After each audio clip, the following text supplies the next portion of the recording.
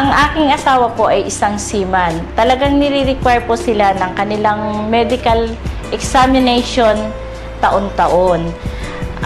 Lately na lang po na ni-require po sila na examination nila para sa Hepa B. At na-surprise po kami nang nalaman namin na reactive po pala sa kanya ang Hepa B.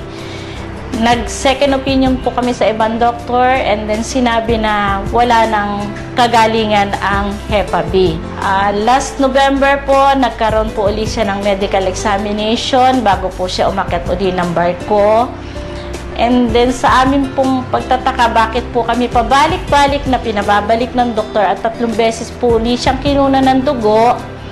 At nang tinanong namin po ang doktor kung bakit, sinabi po sa amin na non-reactive na yung kanyang Hepa B.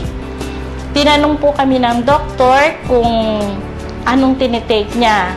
At sinabi po namin na complete plus yung white light para po sa liver. And then lately po yung ating C24/7. Naniniwala po kami na sa produkto ng AIM Global ay walang imposible.